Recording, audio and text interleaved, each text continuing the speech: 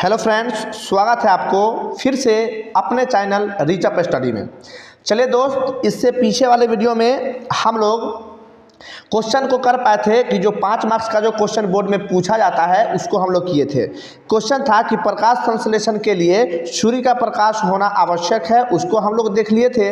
और उसके साथ साथ देखे थे कि प्रकाश संश्लेषण के लिए CO2 का होना आवश्यक है, उसको देखे थे। ठीक है, तो आज फिर से हम लोग उसी सीरीज को नेक्स्ट करते हैं। नेक्स्ट वीडियो में हम लोग अब आगे देखते हैं कि उससे आगे क्या पढ़ना है। ठीक है, तो चलिए हम लोग आज देखते हैं बुआ कि जंतुओं में पोषण। पीछे हम लोग पौधा में देख लिए थे पोषण, कि पौधा में पोषण किस प्रकार से होता है और उसमें पौधा में पोषण के लिए कौन कौन से घटक उपयोगी होते हैं। ठीक है, चलिए हम लोग आज देखते हैं जंतुओं में पोषण। ठीक है, तो चलिए जंतुओं में पोषण देखते हैं। चलिए देखिए बुआ, एक चीज़ कहना चाहते हैं कि आप लोगों ने अपने परिवार रीच अप स्टडी को 1000 सब्सक्राइबर को पूरा करवाया है। इसके लिए आप लोग को बहुत बहुत धन्यवाद। इसी तरीके से अपने इस चैनल से जितने भी दोस्त हैं, यदि किसी को लगे ज़रूरत है क्लास 10th के अच्छे से तैयारी के लिए, तो आप इस वीडियो को अपने दोस्तों के पास बिल्कुल शेयर करिए, है ना। और दोस्त और रिलेशंस में आप इसको शेयर करिए। ठीक है, क्योंकि यहाँ पर बेहतरीन तरीका से आपको ऑल सब्जेक्ट्स का तैयारी करवाया जाएगा। ठीक है, एकदम बहुत अच्छा तरीके से हम लोग तैयारी करेंगे, है ना। और बहुत अच्छा तरीके से, और फिर जब एग्जाम के समय आएगा तो उसमें बहुत इंपॉर्टेंट क्वेश्चन सेशन को हम लोग लेकर के आएंगे। ठीक है, तो ज़्यादा से ज़्यादा इस वीडियो को जिसको ज़रूरत है उन लोगों को शेयर करिएगा। ठीक है, तो चलिए वीडियो स्टार्ट करते हैं बुआ। हम लोग आज पढ़ते हैं थोड़ा। देखिए क्या है कि जंतुओं में पोषण। ठीक है, पीछे हम लोग पढ़े हैं पौधों में पोषण कंप्लीट हो चुका है, तो जंतुओं में पोषण हम लोग आज देखते हैं। ठीक है, चलिए तो देखिए, जंतु भोजन के लिए पूर्ण रूप से अन्य जीवों पर निर्भर होते हैं। जैसे हम लोग बात करेंगे या कोई भी जानवर वगैरह है, वो सब जो है भोजन के लिए पूर्ण रूप से किसी अन्य जीवों पर निर्भर रहते हैं। जैसे हम लोग या तो पौधा पर निर्भर हैं या तो किसी भी जीव जंतु पर निर्भर है। जैसे कि अंडा के लिए मुर्गी पर निर्भर है ना। फिर दूध के लिए गाय पर निर्भर है। और बहुत सारे लोग चिकन वगैरह खाते हैं, मछली मांस खाते हैं, तो वो है ना खाने के लिए, पोषण के लिए अन्य जीवों पर निर्भर रहते हैं। ठीक है, तो जितने भी जंतु होते हैं वह पूर्ण रूप से अपना पोषण के लिए अन्य जीवों पर निर्भर होते हैं। ठीक है, चलिए, अर्थात जंतु क्या है, परपोषी होते हैं। ये बात तो हम लोग पहले भी पढ़ चुके हैं। जंतु क्या है, परपोषी, मतलब दूसरा पर है ना आश्रित है, उसे हम लोग परपोषी कहते हैं। ठीक है, चलिए अब देखिए, परपोषी जंतु जो होते हैं मृतजीवी, परजीवी या प्राणी संपोषी हो सकते हैं। जैसे यदि कोई परपोषी है तो वह मृतजीवी यानी मरा हुआ चीज से भी अपना भोजन प्राप्त कर सकता है ना। जैसे गिद्ध को देखते हैं, है ना, चील वगैरह को देखते हैं। ठीक है, बहुत सारे छोटे मोटे कीड़े मकोड़े के देखते हैं कि कोई जीव मर जाता है तो उसको खाता है ना। तो वह किसी जीव पर आश्रित है, लेकिन मृतजीवी है, मरा हुआ चीज पर आश्रित है। उसके साथ साथ परजीवी है ना, मतलब एक जीव जीता है, उसी के शरीर पर रह करके अपना भोजन को प्राप्त करता है। जैसे हम लोग हैं, हम लोग के जो बाल होता है उसमें जू होता है ना। वो जू जो होता है वह क्या है, वह परजीवी है, क्योंकि हम लोग पर आश्रित होकर के वह रहता है। मरा हुआ से नहीं, मरा हुआ पर आश्रित नहीं है, वह जीवित पर ही आश्रित होकर अपना भोजन को कराता है। उसके साथ साथ प्राणी संपोषी भी हो सकते हैं। ठीक है, तो जितने भी जंतु हैं बुआ, वह पूर्ण रूप से भोजन के लिए किसी अन्य जीवों पर निर्भर होते हैं, इसीलिए उसे परपोषी कहते हैं। और जितने भी परपोषी होते हैं उसमें से कुछ परपोषी मृतजीवी हो सकते हैं, परजीवी हो सकते हैं या प्राणी संपोषी हो सकते हैं। ठीक है, यहाँ तक उम्मीद है कि आपको क्लियर समझ आया होगा। चलिए अब देखते हैं बुआ कि जो जंतु है उसको हम लोग 2 भागों में बांट सकते हैं। पहला तो होता है एक कोशिकीय जीव, है ना। पहला क्या हो गया, पहला हो गया एक कोशिकीय जीव। ठीक है, इसको आप याद रखिएगा, एक कोशिकीय जीव, है ना। तो जो एक कोशिकीय जीव होते हैं वही है कि एक कोशिकीय जीवों में पोषण, कि जो एक कोशिकीय जीव होते हैं उसमें किस प्रकार का पोषण की प्रक्रिया होता है। ठीक है, तो चलिए देखिए, जो एक कोशिकीय जीव होते हैं बउआ, है ना, जो एक कोशिकीय जंतु यानी जीव में प्रक्रिया 3 चरणों में पूरी होती है। जितने भी एक कोशिकीय जंतु है, एक कोशिकीय जीव है,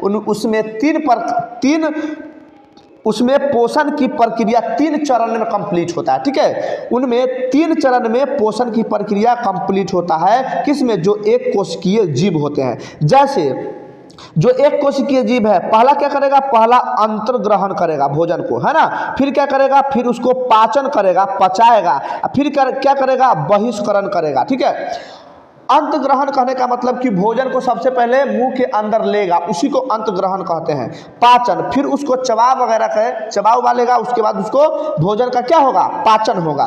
उसके बाद जो भोजन में अपशिष्ट पदार्थ बच जाते हैं, है ना, जो अपचित पदार्थ है, जो वेस्ट प्रोडक्ट है ना, जो हमारे शरीर के लिए हानिकारक होते हैं, उसको शरीर से बाहर करते हैं, है ना, उसी को हम लोग बोलते हैं बहिष्करण। ठीक है, तो जितने भी एक कोशिकीय जीव होते हैं उनमें इन पोषण की प्रक्रिया 3 चरणों में संपन्न होता है, पूरी होती है। ठीक है, चलिए तो पहला देखते हैं बुआ कि अंतग्रहण। ठीक है, क्या है? अंतग्रहण क्या है कि एक कोशिकीय प्राणी द्वारा, है ना, जो एक कोशिकीय प्राणी द्वारा भोज पदार्थ को शरीर के अंदर ग्रहण करने की प्रक्रिया को अंतग्रहण कहते हैं। ठीक है, मतलब कि जितने भी एक कोशिकीय है प्राणी, वह जो भोज पदार्थ को शरीर के अंदर ग्रहण करता है, उसी ग्रहण करने की प्रक्रिया को क्या कहते हैं? अंतग्रहण कहा जाता है। ठीक है, चलिए अब हम लोग 2 में देखते हैं क्या? पाचन है। ठीक है,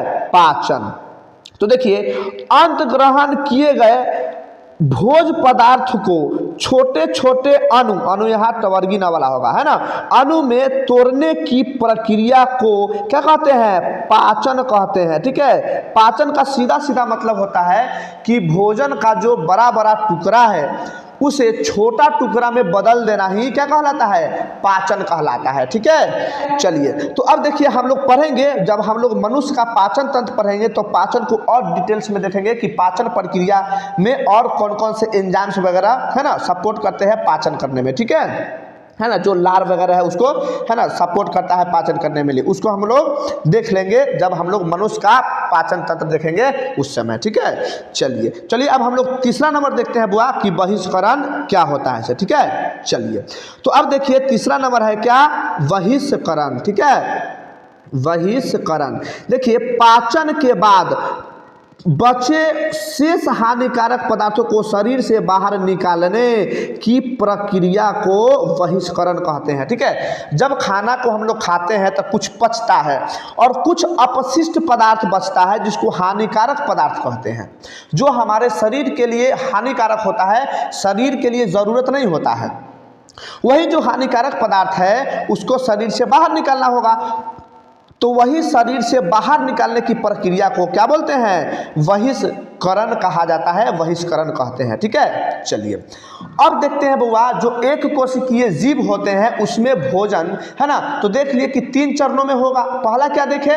पहला देख लिए कि अंतर्ग्रहण, दूसरा पाचन और तीसरा बहिष्करण, है ना। इन 3 चरणों में एक कोशिकीय जीव में क्या होता है? जो भोजन होता है उस प्रक्रिया को कंप्लीट होता है, जो पोषण की प्रक्रिया होता है वो कंप्लीट होता है। ठीक है, चलिए अब हम लोग देखते हैं जो एक कोशिकीय जीव अमीबा होता है, उस अमीबा में भोजन किस प्रकार से होता है से। ठीक है, चलिए यहाँ पर लिखा हुआ है कि अमीबा एक सरल प्राणी समपोषित जीव है। ठीक है, यह एक सरल प्राणी समपोषित जीव है, यह एक कोशिकीय जीव है। ठीक है, अमीबा क्या है? एक कोशिकीय जीव है। इसके शरीर में पोषण के लिए कोई विशेष रचना नहीं होती है। ठीक है, मतलब अमीबा में जो भोजन करने के लिए कोई विशेष रचना नहीं होती है ना। और अमीबा कैसा है? अमीबा एक कोशिकीय जीव है। बहुत इंपॉर्टेंट है, यहाँ से ऑब्जेक्टिव बहुत देखने को मिलता है। ठीक है, हर लाइन को आपको बढ़िया से, है ना, ध्यान में रखना होगा। ठीक है, तो ये क्या है? यह एक कोशिकीय जीव है, इसके शरीर में पोषण के लिए, है ना, कोई विशेष रचना नहीं होती है। ठीक है, यह अपने कुटपादों द्वारा, है ना, यानी यह अपने कुटपादों से ही भोजन ग्रहण करता है। ठीक है, क्या होता है कि इसमें कुटपाद होता है और उसी कुटपाद के माध्यम से अमीबा अपना भोजन को अंदर लेता है, ग्रहण करता है। जैसे यहाँ पर देख सकते हैं, यहाँ पर देखिए, यहाँ पर जो यह निकला हुआ है ना, यहाँ जो ये पार्ट एगो निकला हुआ है और इसका और यह दूसरा पार्ट निकला हुआ है, ठीक है। तो यही दो जो पार्ट निकला हुआ है इसी को हम लोग क्या बोलते हैं, इसी को हम लोग बोलते हैं कुटपाद। क्या बोलते हैं, इसको हम लोग कुटपाद के नाम से जानते हैं, ठीक है बुआ, कुटपाद हम लोग कहते हैं। और यही कुटपाद से जो अमीबा होता है वह अपना भोजन को ग्रहण करता है, ठीक है। देखिए यहाँ पर आप देख सकते हैं कि यहाँ देखिए ये क्या है, यह जो रेड वाला दिखा रहा है यह अमीबा का भोजन है, ठीक है। भोजन अमीबा के सामने आता है तो अमीबा यह जो कुटपाद है ये वाला भाग और ये वाला भाग धीरे धीरे क्या करेगा, उस भोजन के चारों तरफ से घेर लेगा, ठीक है। और चारों तरफ से घेर लेगा और धीरे धीरे उस कुटपाद के माध्यम से देखिए भोजन अंदर चला गया। यही कुटपाद के माध्यम से क्या होता है, भोजन को अंदर है ना धीरे धीरे कर लेता है। देखिए धीरे धीरे भोजन कहाँ आ गया, अंदर में भोजन यहाँ पर आ गया है, ठीक है। देखिए भोजन कहाँ है, अभी यहाँ पर है, ठीक है। तो इस प्रकार से धीरे धीरे जो अमीबा है वह कुटपाद के माध्यम से अपना ग्रहण कर लेता है भोजन को, ठीक है। चलिए देखिए अगला है कि अमीबा का भोजन, यहाँ भोजन लिखा हुआ है गलत है, भोजन करिएगा, ठीक है, इसको भोजन बनाइएगा। तो अमीबा का भोजन शैवाल के छोटे छोटे टुकड़े है ना, बैक्टीरिया और डायटम इत्यादि है ना है। अमीबा जो भोजन करता है वो क्या करता है कि छोटे छोटे शैवाल के टुकड़ा को भी खाता है, छोटे मोटे बैक्टीरिया को भी खाता है, उनके साथ साथ डायटम वगैरह को भी खाता है। तो ये सब हो गया अमीबा का भोजन, ठीक है। उसके बाद देखिए कि अमीबा में पोषण, अंतग्रहण, पाचन तथा बहिष्करण प्रक्रियाओं द्वारा पूर्ण होता है ना। क्योंकि अमीबा क्या है, अमीबा एक कोशिकीय जीव है। तो अमीबा जब एक कोशिकीय जीव है तो इसमें 3 प्रक्रिया यानी 3 चरणों में क्या होता है, इसका पोषण कंप्लीट होता है। पहला क्या है, अंतग्रहण यानी भोजन को रखेगा, फिर पचेगा और फिर जो वेस्ट प्रोडक्ट है उसको शरीर से बाहर निकालेगा। इन तीनों कंप्लीट प्रक्रिया से अमीबा में पोषण होता है, ठीक है। चलिए तो अमीबा क्या है, यह एक सरल प्राणी है ना, सरल प्राणी समपोषित जीव है और यह एक कोशिकीय जीव है। इसके बारे में हम लोग देख लिए, ठीक है। चलिए अगला देखते हैं बुआ, अगला हम लोग अब देखते हैं पैरामीशियम के बारे में, ठीक है। पैरामीशियम के बारे में हम लोग देखते हैं। देखिए पैरामीशियम भी क्या है, एक कोशिकीय जीव है, ठीक है। चलिए तो इसमें हम लोग देखते हैं बुआ, देखिए पैरामीशियम, ठीक है, क्या है पैरामीशियम। देखिए जो पैरामीशियम एक प्राणी समभोजी एक कोशिकीय जीव है, ठीक है। जो पैरामीशियम जो है वह प्राणी समभोजी एक कोशिकीय जीव है। इसमें भोजन का अंतग्रहण शरीर के एक निश्चित स्थान से होता है। जिस प्रकार हम अभी देखें अमीबा में कोई निश्चित स्थान नहीं होता है भोजन करने के लिए, लेकिन पैरामीशियम में भोजन को ग्रहण करने के लिए एक निश्चित स्थान होता है जिसे क्या बोला जाता है, कोशिका मुख या साइटोस्टम कहा जाता है, ठीक है। बहुत इंपॉर्टेंट है, याद रखिएगा। तो जो पैरामीशियम है वह भोजन ग्रहण किसके द्वारा करता है, कोशिका मुख से या साइटोस्टम से। देखिए ये वाला जो भाग है यहाँ पर, ये जो भाग दिख रहा है इसी को हम लोग बोलते हैं क्या, कोशिका मुख या साइटोस्टम, ठीक है। इसमें भी देखिए यहाँ पर यहाँ दिया हुआ है ना, यहाँ पर जो है, ठीक है, इसी को हम लोग बोलते हैं क्या, साइटोस्टम। इसी रास्ते से क्या होता है, इसी रास्ते से जो अपना भोजन है वह है ना करता है, कौन, पैरामीशियम, ठीक है बुआ। तो हम लोग यहाँ पर देख लिए हैं, ठीक है, बहुत इंपॉर्टेंट है, इसको आप अच्छा से याद रखिएगा। चलिए तो यह जो पिक्चर है किसका है, यह पैरामीशियम का पिक्चर है, ठीक है, पैरामीशियम का है। देखिए यहाँ जो हल्का हल्का सा बाल की तरह दिख रहा है चारों साइड में, ठीक है, दोनों में हल्का हल्का बाल की तरह दिख रहा है, उसको सिलिया कहा जाता है। क्या कहा जाता है, सिलिया, ये भी याद रखिएगा, ठीक है। तो पैरामीशियम में जो हल्का हल्का बाल की तरह उभरा होता है उसको क्या कहा जाता है, उसको सिलिया कहा जाता है, ठीक है, सिलिया है, ठीक है बुआ, सिलिया है, ठीक है। और ये क्या है, कोशिका मुख है, ये भी क्या है, कोशिका मुख है।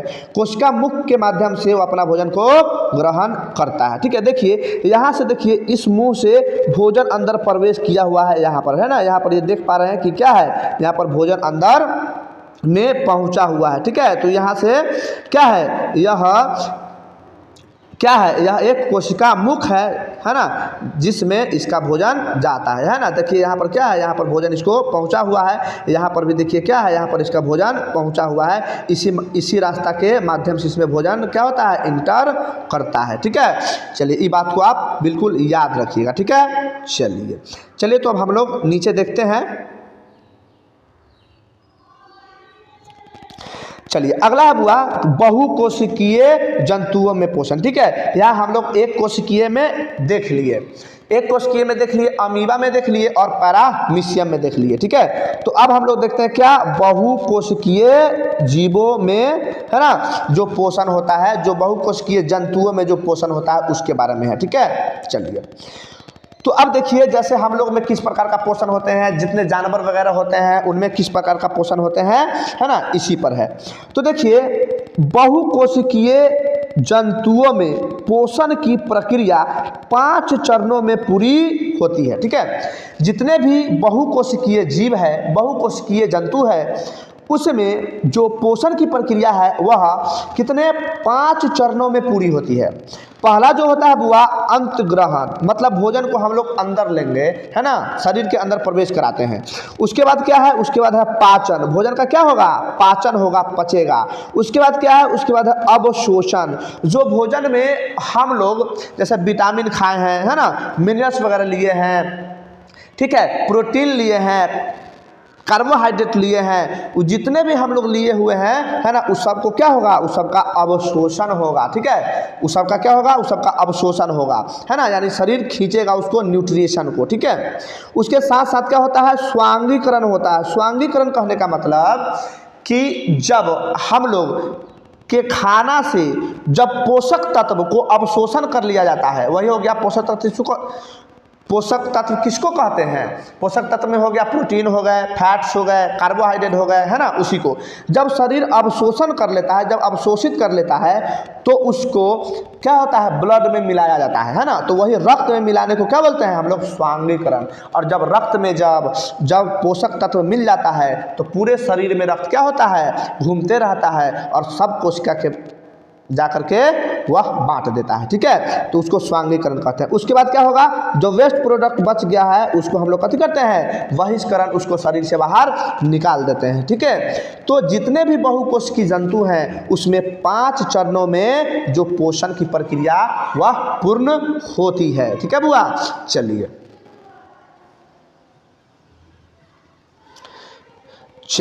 तो अब देखते हैं हम लोग अंतग्रहण क्या होता है। तो अंतग्रहण हम लोग पीछे भी देख लिए हैं, देख लेते हैं थोड़ा सा आलिसा। देखिए बहुकोशिकीय जंतुओं में भोज पदार्थ को मुख गुहा के अंदर ग्रहण करने की प्रक्रिया को अंतग्रहण कहते हैं, है ना। जो बहुकोशिकीय जंतु है वह जो भोजन है वह मुख गुहा के अंदर प्रवेश कराता है, उसी को बोलते हैं अंतग्रहण। ठीक है, चलिए अगला है हुआ पाचन। ठीक है, पाचन। अब देखिए अंतग्रहण किए गए भोज पदार्थ को छोटे छोटे अणुओं में तोड़ना, अणु टवर्गी ना होगा, ठीक है, अणुओं में तोड़ने की प्रक्रिया को क्या बोलते हैं, पाचन कहते हैं, है ना। वही हो गया जब खाना खाएं, खाना का जो बड़ा बड़ा टुकड़ा है वह छोटे छोटे टुकड़े में परिवर्तन हो जाएगा, उसी को हम लोग पाचन कहते हैं। ठीक, चलिए अब देखते हैं बुआ की अवशोषण। ठीक है, अब है अवशोषण। तो देखिए अवशोषण क्या होता है कि पचा हुआ भोज पदार्थ में से उपयोगी भोज पदार्थ को, जैसे हम लोग खाएं तो पचने वाला पच जाता है, जो उपयोगी पदार्थ है, जो उपयोगी पदार्थ वह पच गया है ना, उसी को जब अवशोषित करेगा तो उसी अवशोषित करने की प्रक्रिया को कथी बोलते हैं, हम लोग अवशोषण कहते हैं, है ना। जो हमारे शरीर के लिए उपयोगी पदार्थ है उसी को क्या करता है, अवशोषित करता है, उसे हम लोग अवशोषण कहते हैं। ठीक है, चलिए अगला हुआ स्वांगीकरण। ठीक है, अगला स्वांगीकरण है। तो अवशोषण भोज पदार्थ को रक्त के माध्यम से शरीर के विभिन्न कोशिकाओं तक पहुंचाने की प्रक्रिया को स्वांगीकरण कहते हैं, है ना। मतलब कि जो हम लोग खाना खाए हैं और जो पचने के बाद जो पोषक तत्व था उसमें, उस पोषक तत्वों को जब अवशोषण हो गया है तो अवशोषण के बाद उसको किसमें मिलाया जाता है, उसको रक्त में मिलाया जाता है। रक्त में मिलता है वो, और रक्त में जब मिल जाता है तो सारा कोशिकाओं, जो शरीर जो हमारा कोशिका से मिलकर बना होता है, प्रत्येक कोशिका तक वही अवशोषण जो पदार्थ है ना, जो न्यूट्रिशन जो हम लोग लिए हैं, जो पोषक तत्व है, वही पोषक तत्व को क्या करता है, प्रत्येक कोशिका तक बांट दिया जाता है, पहुंचा दिया जाता है। उसी को हम लोग स्वांगीकरण कहते हैं। ठीक है, चलिए अगला है बुआ बहिष्करण। ठीक है, बहिष्करण देखिए कि अपचे अपशिष्ट पदार्थ हो। जब हम खाना खाते हैं तो जो पचने वाला चीज़ है वो तो पच जाता है, और जो नहीं पचा है, जो वेस्ट प्रोडक्ट है, उसी को हम लोग अपशिष्ट पदार्थ कहते हैं, जो हानिकारक पदार्थ है। ठीक है, तो अपचे अपशिष्ट पदार्थों को शरीर से बाहर निकालने की प्रक्रिया को कथी बोलते हैं, हम उसको बहिष्करण कहते हैं। यहाँ पर वशीकरण लिखा हुआ है, गलत लिखा हुआ है यहाँ पर, है ना, इससे मैच कर लीजिएगा, बहिष्करण होगा। ठीक है, उसको क्या कहते हैं बुआ, उसको हम लोग बहिष्करण कहते हैं। ठीक है, बहिष्करण कहते हैं, बहिष्करण सही कर लीजिएगा। ठीक है, तो यहाँ पर हम लोग आज देख लिए कि बहिष्करण मतलब जो एक कोशिकीय जीव हैं, जंतु हैं, उसमें कितने चरणों में पोषण की प्रक्रिया पूर्ण होती है, और जो बहुकोशिकीय जीव है उसमें कितने प्रकार से, है ना, जो पोषण की प्रक्रिया पूर्ण होती है। ठीक है, अब अगला जो टॉपिक आएगा बुआ, वह आएगा मनुष्य का पाचन तंत्र, है ना, बहुत इंपॉर्टेंट है मनुष्य का पाचन तंत्र। और इंपॉर्टेंट तो एग्जाम के दृष्टि से है, ये है, यह वीडियो को लगभग सब लोग को देखना चाहिए, क्योंकि हमको यह पता होना चाहिए कि हमारे शरीर में भोजन का पाचन कैसे होता है, वह कौन कौन सा एंजाइम होते हैं जो भोजन को पचाने में सहायक होता है, और भोजन किस स्थान से किस स्थान तक जाते जाते पच जाता है, और किस प्रकार से पचा हुआ भोजन से जो पोषक तत्व है वह किस प्रकार से शोषित होकर के हमारा सारा कोशिकाओं तक पहुंचता है। ठीक है, तो यह बहुत इंपॉर्टेंट है, मनुष्य का पाचन तंत्र कंप्लीट हम लोग अच्छा से पढ़ेंगे कि हम लोग के शरीर में किस प्रकार भोजन पचता है। ठीक है, तो अगला टॉपिक क्या आने वाला है, अगला आएगा बुआ मनुष्य का पाचन तंत्र। ठीक है, तो चलिए आज हम लोग यहाँ तक देख लिए हैं, फिर हम लोग आगे के वीडियो में नेक्स्ट देखेंगे, है ना। यदि वीडियो अच्छा लगा होगा तो लाइक करिएगा, सब्सक्राइब करिएगा और शेयर करिएगा, है ना। मिलते हैं नेक्स्ट वीडियो में, तब तक के लिए बाय बाय, टेक केयर।